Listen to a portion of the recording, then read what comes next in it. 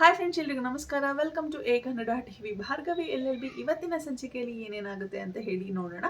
ಬೃಂದಾಳ ನೀಚತನ ಮಿತಿ ಮೀರ್ತಿದೆ ಅಂತಾನೆ ಹೇಳ್ಬೋದು. ಭಾರ್ಗವಿನ ಕೋರ್ಟ್ಗೆ ಹೋಗೋದಕ್ಕೆ ತಡಿಬೇಕು ಅಂತ ಹೇಳಿ ಯಾವ ಮಟ್ಟಕ್ಕೆ ಬೇಕಾದ್ರೂ ಹೋಗ್ತೀನಿ ಅಂತ ಹೇಳಿ ಬೃಂದ ಇಲ್ಲಿ ಕಾದ್ಕೊಳ್ತಿದ್ದಾಳೆ. ಭಾರ್ಗವಿ ಬರುವಂತಹ ರೋಡ್ಗೆ ಬೃಂದ ಒಂದು ವ್ಯಕ್ತಿನ ಕರ್ಕೊಂಡ್ಬಂದು ಒಂದು ಡೀಲ್ ಅನ್ನ ಕೊಡ್ತಾಳೆ. ಭಾರ್ಗವಿ ಬರೋ ಟೈಮಲ್ಲಿ ಅವಳಿಗೆ ಕಾರಲ್ಲಿ ಹೋಗಿ ಗುದ್ದು ಹಿಂದೆಗಡೆ ಭಾರ್ಗವಿ ಮತ್ತೆ ಅವಳ ಜೊತೆ ಇನ್ನೊಂದು ಹುಡುಗಿ ಸಹ ಬರ್ತಾಳೆ. ಹಿಂದೆಗಡೆ ಕುತ್ಕೊಂಡಿರುವಂತಹ ಹುಡುಗಿ ಪ್ರಾಣ ಇವತ್ತೇ ಹೋಗ್ಬಿಡ್ಬೇಕು ಆ್ಯಂಡ್ ಮುಂದೆಗಡೆ ಇರೋಳಿಗೆ ಅಲ್ಪ ಸ್ವಲ್ಪ ಏಟಾದ್ರೆ ಸಾಕು ಅಂತ ಹೇಳಿ ಬೃಂದ ಇಲ್ಲಿ ಡೀಲನ್ನು ಕೊಡ್ತಿರ್ತಾಳೆ. ಆಗ ಆ ವ್ಯಕ್ತಿ ಕೇಳ್ತಾನೆ, ಯಾಕೆ ಮೇಡಮ್ ಮುಂದೆಗಡೆ ಇರೋಳನ್ನು ಸಹ ಇವತ್ತೇ ಕಳಿಸ್ಬಿಡ್ಬೋದಲ್ವಾ, ಅವಳೇನು ನಿಮಗೆ ಪರಿಚಯ ಇರೋಳ ಅಂತ ಹೇಳಿ ಕೇಳ್ತಾರೆ.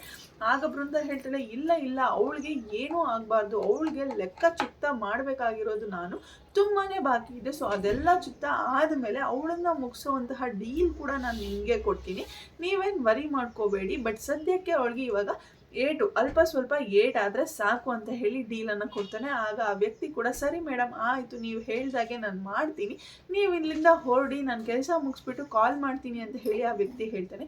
ಆಗ ಬೃಂದ ಹೇಳ್ತಾಳೆ, ಇಲ್ಲ ಇಲ್ಲ, ನಾನು ಎಲ್ಲಿಗೂ ಹೋಗೋದಿಲ್ಲ, ಕೆಲಸ ಮುಗಿಯೋವರೆಗೂ ನಾನು ಇಲ್ಲೇ ಇರ್ತೀನಿ, ಇಲ್ಲೇ ವೆಯ್ಟ್ ಮಾಡಿ ಕೆಲಸ ಮುಗ್ದಿದ್ದಾದಮೇಲೆ ನಿಮ್ಮ ಪೇಮೆಂಟ್ನ ಕ್ಲಿಯರ್ ಮಾಡಿ ನಾನು ಇಲ್ಲಿಂದ ಹೊರಡ್ತೀನಿ ಅಂತ ಹೇಳಿ ಬೃಂದ ಹೇಳ್ತಾನೆ. ಆಗ ಆ ವ್ಯಕ್ತಿ ಹೇಳ್ತಾನೆ, ಎಲ್ಲರೂ ಕೆಲಸ ಆದಮೇಲೆ ಕಾಲ್ಗೆ ಸಿಗೋದಿಲ್ಲ ಮೇಡಮ್, ಎಲ್ಲಿ ಅವರು ಸಿಕ್ಕಾಕೊಂಡ್ಬಿಡ್ತಾರೋ ಅಂತ ಹೇಳಿ ಕಾಲ್ ಸಹ ಮಾಡೋದಿಲ್ಲ. ಅಂಥದ್ರಲ್ಲಿ ನೀವು ಇಲ್ಲೇ ಇದ್ದು ಪೇಮೆಂಟ್ನ ಕ್ಲಿಯರ್ ಮಾಡಿ ಹೋಗ್ತೀನಿ ಅಂತ ಹೇಳ್ತಿದ್ದೀರಲ್ಲ, ನೀವು ತುಂಬಾ ಗ್ರೇಟ್ ಮೇಡಮ್ ಅಂತ ಹೇಳಿ ಆ ವ್ಯಕ್ತಿ ಬೃಂದಾಗೆ ಹೇಳ್ತಾನೆ. ಆಗ ಬೃಂದ ನಗ್ತಿರ್ತಾಳೆ. ಆ್ಯಂಡ್ ಈ ಕಡೆ ರಿತು ವಿಕ್ಕಿ ಮನೆಗೆ ಬಂದಿರ್ತಾಳೆ. ತುಂಬಾ ಹತ್ಕೊಂಡು ಬರ್ತಾಳೆ ವಿಕ್ಕಿನ ಹುಡ್ಕೊಂಡು. ಬಟ್ ಆ ಮನೆಯಲ್ಲಿ ವಿಕ್ಕಿ ಇರೋದಿಲ್ಲ. ವಿಕ್ಕಿ ಅವ್ರ ಅಮ್ಮ ಸಿಗ್ತಾರೆ. ವಿಕ್ಕಿ ಅವ್ರ ಅಮ್ಮ ಸಿಕ್ಕಿದಾಗ ಅವ್ರ ಅಮ್ಮ ಹೇಳ್ತಾರೆ, ಯಾಕಮ್ಮ ರಿತು ಏನಕ್ಕೆ ಇಷ್ಟೆಲ್ಲ ಅಳ್ತಿದ್ಯಾ, ಯಾಕಮ್ಮ ಅಳ್ತಿದ್ಯಾ, ನಾನು ನಿಂಗೆ ಅಮ್ಮನ ಥರನೇ ಅಲ್ವಾ, ನನ್ನ ಹತ್ರ ಎಲ್ಲ ಹೇಳ್ಕೊ ಅಂತ ಹೇಳಿ ವಿಕ್ಕಿ ಅವರಮ್ಮ ಹೇಳ್ತಾರೆ. ಆಗ ರಿತು ಎಲ್ಲನೂ ಸಹ ಹೇಳ್ಕೊತಾಳೆ. ಆಂಟಿ, ನನ್ನ ಮತ್ತು ವಿಕ್ಕಿ ಮದುವೆ ಆಗೋದಕ್ಕೆ ನಮ್ಮ ಅಪ್ಪ ಅಮ್ಮ ಒಪ್ಕೊಳ್ತಾನೆ ಇಲ್ಲ ಆಂಟಿ, ಅದರಲ್ಲೂ ಸಹ ಅವ್ನು ಈ ಕೇಸಲ್ಲಿ ಫಿಟ್ ಆದಾಗಲಿಂದ ಅವ್ನು ತುಂಬಾ ಕೆಟ್ಟ ವ್ಯಕ್ತಿ ಅಂತ ಹೇಳಿ ಇವತ್ತು ಅವನ ಮೇಲೆ ಆಸೆ ಇಟ್ಕೊಂಬೇಡ, ಮುಂದೆನೂ ಅವನ ಮೇಲೆ ಆಸೆ ಇಟ್ಕೊಂಬೇಡ, ನಾವಂತೂ ಅವನ ಜೊತೆ ಮದುವೆ ಮಾಡೋದೇ ಇಲ್ಲ ಅಂತ ಹೇಳ್ತಿದ್ದಾರೆ ಆಂಟಿ ಅಂತ ಹೇಳಿ ಇಲ್ಲಿ ರಿತು ಅಳ್ತಾನೆ ಇರ್ತಾಳೆ. ಆಗ ವಿಕ್ಕಿ ಅವರಮ್ಮ ಹೇಳ್ತಾರೆ, ನೀನು ಮದುವೆ ಆದಮೇಲೆ ನಿನ್ನ ಗಂಡ ಯಾವಾಗಲೂ ಕುಡ್ಕೊಂಬಂದು ಯಾರೋ ಒಂದು ಹುಡುಗಿನ ಯಾವಾಗಲೂ ರೇಗಿಸ್ಕೊಂಡು ಈ ರೀತಿ ತಿರ್ಗಾಡ್ಕೊಂಡಿದ್ರೆ ಹೇಗಿರುತ್ತೆ ಅಂತ ಕೇಳ್ತಾಳೆ.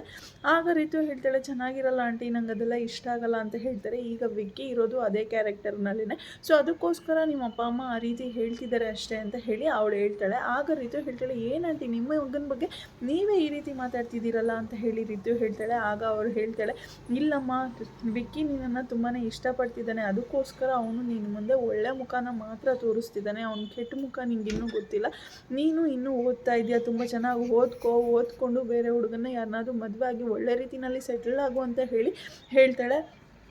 ಆಗ ರಿತುಗೆ ತುಂಬಾ ಕೋಪ ಬರುತ್ತೆ. ಹೆತ್ತ ಮಗನ ಬಗ್ಗೆನೇ ಎಷ್ಟೆಲ್ಲ ಕೆಡ್ದಂಗೆ ಮಾತಾಡ್ತಿದ್ದಾಳೆ. ಎಲ್ಲರ ಅಪ್ಪ ಅಮ್ಮನ ಕಥೆನೂ ಇದೇ ರೀತಿ ಅಂತ ಅನಿಸುತ್ತೆ. ಯಾರು ಕೂಡ ಅವ್ರ ಮಕ್ಕಳ ಪ್ರೀತಿಗೆ ಸಪೋರ್ಟೇ ಮಾಡೋದಿಲ್ಲ.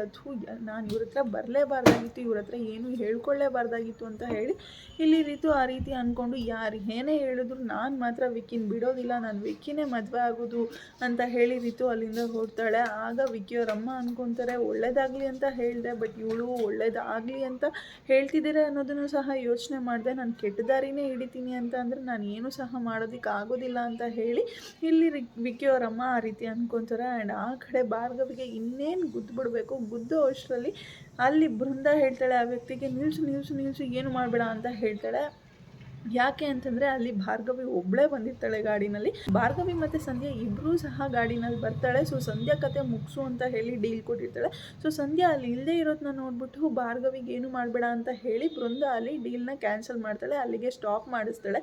ಬಟ್ ಭಾರ್ಗವಿ ಮಾತ್ರ ಆ ವ್ಯಕ್ತಿನ ಕಾರಿಂದ ಇಳಿಸಿ ತುಂಬಾ ಬೈತಿರ್ತಾಳೆ. ಏನಯ್ಯ ನೀನು ರಾಂಗ್ ಸೈಡಲ್ಲಿ ಬರ್ತಿದ್ಯಾ, ರಾಂಗ್ ಸೈಡಲ್ಲಿ ಬರೋದಲ್ಲದೆ ಇಷ್ಟು ಜೋರಾಗಿ ಬರ್ತಿದ್ಯಲ್ವ, ನಿಂಗೇನು ಮೈ ಮೇಲೆ ಪ್ರಜ್ಞೆ ಇಲ್ವಾ, ಏನಾದರೂ ಆಗಿದ್ರೆ, ಏನಾದರೂ ಒಂಚೂರು ಹೆಚ್ಚು ಕಡಿಮೆ ಆಗಿದ್ರೆ ಯಾರಯ್ಯ ಹೊಣೆ ಅಂತ ಹೇಳಿ ಭಾರ್ಗವಿ ಆ ವ್ಯಕ್ತಿಗೆ ತುಂಬಾ ಬೈತಿರ್ತಾಳೆ. ಅಷ್ಟರಲ್ಲಿ ಅಲ್ಲಿರುವಂತಹ ಜನಗಳೆಲ್ಲರೂ ಸಹ ಸೇರ್ಕೊಂಡು ಅವರು ಕೂಡ ಆ ವ್ಯಕ್ತಿಗೆ ಬೈಯೋದಕ್ಕೆ ಶುರು ಮಾಡ್ತಾರೆ. ಬಟ್ ಅದೇ ಟೈಮ್ಗೆ ಬೃಂದ ಅಲ್ಲಿಗೆ ಬರ್ತಾಳೆ. ಬೃಂದ ಅಲ್ಲಿಗೆ ಬಂದ್ಬಿಟ್ಟು ಇವನ ಮೇಲೆ ಪೊಲೀಸ್ ಕಂಪ್ಲೇಂಟ್ ಕೊಡೋಣ ಭಾರ್ಗವಿ, ಬಾ ನನ್ನ ಜೊತೆ ಹೋಗೋಣ, ಇವನನ್ನು ಕರ್ಕೊಂಡು ಹೋಗೋಣ ಅಂತ ಹೇಳ್ತಾಳೆ. ಬಟ್ ಭಾರ್ಗವಿ ಅದಕ್ಕೆ ಒಪ್ಕೊಳ್ಳೋದಿಲ್ಲ. ಬಿಡೆ, ನಾನು ನಿನ್ನ ಜೊತೆ ಎಲ್ಲಿಗೂ ಬರೋದಿಲ್ಲ ಅಂತ ಹೇಳ್ತಾಳೆ. ಅಷ್ಟರಲ್ಲಿ ಆ ವ್ಯಕ್ತಿ, ಇಲ್ಲ ಮೇಡಮ್ ಸಾರಿ ಕೇಳಿದ್ದೀನಿ ಅವ್ರಿಗೂ ಸಹ ಏನೂ ಆಗಿಲ್ಲ, ಪ್ಲೀಸ್ ನನ್ನ ಬಿಟ್ಬಿಡಿ ಅಂತ ಕೇಳ್ತಾನೆ. ಸರಿ ಆಯಿತು, ನೀನು ಇಲ್ಲಿಂದ ಹೋಗು ಅಂತ ಹೇಳಿ ಆ ವ್ಯಕ್ತಿನ ಕಳಿಸ್ತಾರೆ. ಆಮೇಲೆ ಬೃಂದ ಬೃಂದ ಮತ್ತೆ ನಾಟಕನ ಶುರು ಮಾಡ್ಕೊತಾಳೆ. ಭಾರ್ಗವಿ ನಿಂಗೇನು ಏಟಾಗಿಲ್ಲ ಅಲ್ವಾ, ಏನಾದರೂ ಆಗಿದ್ರೆ ಬಾ ಹಾಸ್ಪಿಟಲ್ಗೆ ಹೋಗೋಣ, ಏನೂ ಆಗಿಲ್ಲ ಅಂದ್ರೂ ಒಂದ್ಸತಿ ಹೋಗಿ ಚೆಕ್ ಮಾಡಿಸ್ಕೊಂಬಂದ್ಬಿಡೋಣ, ಬಾ ಹಾಸ್ಪಿಟಲ್ಗೆ ಹೋಗೋಣ ಅಂತ ಹೇಳಿ ಇಲ್ಲಿ ಬೃಂದ ಭಾರ್ಗವಿನ ಕರೀತಾಳೆ. ಬಟ್ ಭಾರ್ಗವಿ ಮಾತ್ರ ಹೋಗೋದಕ್ಕೆ ರೆಡಿನೇ ಇರೋದಿಲ್ಲ. ಬಿಡೆ, ನಿನ್ನಂತಹ ಪ್ರೋ ಮ್ಯಾಕ್ಸ್ ನೀನು ಎಷ್ಟು ನಾಟಕ ಮಾಡ್ತೀಯ ಅನ್ನೋದನ್ನು, ನಿನ್ನ ಪ್ರೋ ಮ್ಯಾಕ್ಸ್ ವರ್ಷನ್ ನಾಟಕನೂ ಸಹ ನಾನು ನೋಡಿಬಿಟ್ಟಿದ್ದೀನಿ. ಸೊ ನಿನ್ನ ಜೊತೆ ನಾನು ಎಲ್ಲಿಗೂ ಬರೋದಿಲ್ಲ. ಫಸ್ಟ್ ಆಫ್ ಆಲ್ ನನಗೆ ಏನೂ ಆಗಿಲ್ಲ, ಇವಾಗ ನಡೀತಲ್ಲ ಇಲ್ಲೊಂದು ನಾಟಕದಲ್ಲೂ ನಿನ್ನ ಇನ್ವಾಲ್ವ್ಮೆಂಟ್ ಇದೆ ಅನ್ನೋದು ನನಗೆ ತುಂಬ ಚೆನ್ನಾಗಿ ಗೊತ್ತಿದೆ. ಅದು ಸರಿ, ನೀನೇನು ಇಲ್ಲಿ ಬಂದಿದ್ಯಾ ಅಂತ ಹೇಳಿ ಭಾರ್ಗವಿ ಬೃಂದಾನ ಕೇಳ್ತಾಳೆ. ಆಗ ಬೃಂದ ಹೇಳ್ತಾಳೆ, ನನಗೆ ಅಮ್ಮ ಇವಾಗ ತಾನೇ ಕಾಲ್ ಮಾಡಿದ್ರು ಕಣೆ, ಅಪ್ಪಂಗೇನೋ ಹಾರ್ಟ್ ಅಟ್ಯಾಕ್ ಆಗಿದೆಯಂತೆ, ಸೊ ಅದಕ್ಕೆ ನೋಡ್ಕೊಂಡು ಹೋಗೋಣ ಅಂತ ಬರ್ತಿದ್ದೆ. ಅಷ್ಟರಲ್ಲಿ ರೋಡಲ್ಲಿ ಈ ರೀತಿ ಎಲ್ಲ ಆಗ್ತಿತ್ತಲ್ಲ, ಅದಕ್ಕೆ ಇಲ್ಲಿ ಬಂದೆ, ಸರಿ ಬಾ ಅಪ್ಪನ ನೋಡೋಕೆ ಹೋಗೋಣ ಅಂತ ಹೇಳ್ತಾಳೆ. ಆಗ ಭಾರ್ಗವಿ, ನಾನು ಇವಾಗ ತಾನೇ ಮನೆ ಬಿಟ್ಟು ಬಂದಿದ್ದೀನಿ, ನಾನು ಮನೆ ಬಿಟ್ಟು ಬಂದು ಇನ್ನೂ 2 ನಿಮಿಷವೂ ಸಹ ಆಗಲಿಲ್ಲ, ಅಷ್ಟರಲ್ಲಿ ನಿನಗೆ ಅಮ್ಮ ಕಾಲ್ ಮಾಡಿ ಅಪ್ಪಂಗೆ ಹಾರ್ಟ್ ಅಟ್ಯಾಕ್ ಆಗಿದೆ ಅಂತ ಹೇಳಿ ನೀನು ಅಲ್ಲಿಂದ ಇಲ್ಲಿಗೆ ಬಂದಿದ್ಯಾ ಅಂತಂದರೆ ನೀನು ಎಷ್ಟು ಸುಳ್ಳು ಹೇಳ್ತಾ ಇದೆಯಾ ಅನ್ನೋದು ನನಗೆ ನಿಜಕ್ಕೂ ಗೊತ್ತಾಗ್ತಿದೆ. ಸೊ ನಾನು ನಿನ್ನ ಜೊತೆ ಎಲ್ಲಿಗೂ ಬರೋದಿಲ್ಲ, ಬಿಡೆ ಅಂತ ಹೇಳ್ತಾಳೆ. ಆಗ ಬೃಂದ ಹೇಳ್ತಾಳೆ, ಭಾರ್ಗವಿ ನೀನು ಇವತ್ತು ಕೋರ್ಟ್ಗೆ ಹೋಗಬಾರ್ದು ಅಷ್ಟೇ ಅಂತ ಹೇಳಿ ಇಲ್ಲಿ ಭಾರ್ಗವಿಗೆ ಬೃಂದ ಹೇಳ್ತಾಳೆ. ಆಗ ಭಾರ್ಗವಿಯೇ ನಡಿಯೋ ಸೈಡ್ಗೆ, ನೀನು ಬೆದರಿಕೆ ಎಲ್ಲ ನನ್ನ ಮುಂದೆ ನಡೆಯೋದಿಲ್ಲ ಅಂತ ಹೇಳಿ ಬೃಂದನ ಸೈಡಿಗೆ ತಳ್ಳಿ ಭಾರ್ಗವಿ ಕೋರ್ಟ್ ಹತ್ರ ಹೋಗ್ತಾಳೆ. ಆ ಕಡೆ ಸಂಧ್ಯಾ ಯಾರ ಜೊತೆ ಹೋಗಿರ್ತಾಳೆ ಅಂದರೆ, ಸಂಧ್ಯಾನ ಅರ್ಜುನ್ ಸೇಫಾಗಿ ಕರ್ಕೊಂಡೋಗಿ ಕೋರ್ಟ್ ಹತ್ರ ಬಿಟ್ಟಿರ್ತಾನೆ. ಆ್ಯಂಡ್ ಅವಳು ಮುಖಕ್ಕೆ ಸ್ಕಾರ್ಫನ್ನು ಕಟ್ಕೊಂಡು ಅವಳು ಕೋರ್ಟ್ ಹತ್ರ ಹೋಗ್ತಾಳೆ.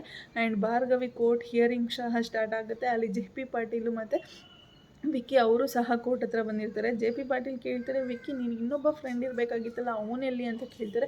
ಆಗ ವಿಕ್ಕಿ ನಡೆದಿರೋದೆಲ್ಲ ಹೇಳ್ತಾನೆ. ಜೆ.ಪಿ. ಪಾಟೀಲ್ ಆವಾಗ ವಿಕ್ಕಿಗೆ ತುಂಬಾ ಬೈತಾನೆ, ಏನಿದು ಇಷ್ಟು ಕೇರ್ಲೆಸ್ ಆಗಿದ್ದರೆ ಹೇಗೆ ನೀನು ಅಂತ ಹೇಳಿ ವಿಕ್ಕಿಗೆ ಬೈತಾನೆ. ಸರಿ ಆಯಿತು, ಅವಳು ಏನು ಸಾಕ್ಷಿ ಪ್ರೊಡ್ಯೂಸ್ ಮಾಡ್ತಾಳೋ ಪ್ರೊಡ್ಯೂಸ್ ಮಾಡಲಿ, ಅವಳು ಸಾಕ್ಷಿ ಕೊಟ್ಟರೂ ಸಹ ನಾನು ಅವಳನ್ನ ಹೇಗೆ ಸೋಲಿಸ್ತೀನಿ ಅನ್ನೋದು ಭಾರ್ಗವಿಗೆ ಇವತ್ತು ಗೊತ್ತಾಗಬೇಕು ಅಂತ ಹೇಳಿ ಜೆ.ಪಿ. ಪಾಟೀಲ್ ಕೋರ್ಟ್ ಒಳಗಡೆ ಹೋಗ್ತಾರೆ.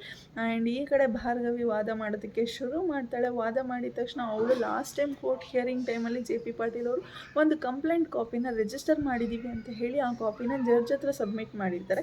ಸೊ ಆ ಜಡ್ಜ್ ಹತ್ರ ಸಬ್ಮಿಟ್ ಮಾಡಿರುವಂತಹ ಕಾಪಿನ ನಾನು ನೀಟಾಗಿ ಸ್ಟಡಿ ಮಾಡಿದೆ. ನೀಟಾಗಿ ಸ್ಟಡಿ ಮಾಡಿದಾಗ ನನಗೆ ಒಂದಷ್ಟು ಪಾಯಿಂಟ್ಸ್ಗಳು ಸಿಕ್ತು ಅಂತ ಹೇಳ್ತಾರೆ. ಆಗ ಜೆ.ಪಿ. ಪಾಟೀಲ್ ಅವರು ಅಬ್ಜೆಕ್ಷನ್ ಯುವರ್ ಆನರ್ ಅಂತ ಹೇಳಿ ಈ ಕಂಪ್ಲೇಂಟ್ ಕಾಪಿ ಭಾರ್ಗವಿ ಅವರಿಗೆ ಹೇಗೆ ಸಿಕ್ತು ಅಂತ ಕೇಳ್ತಾರೆ.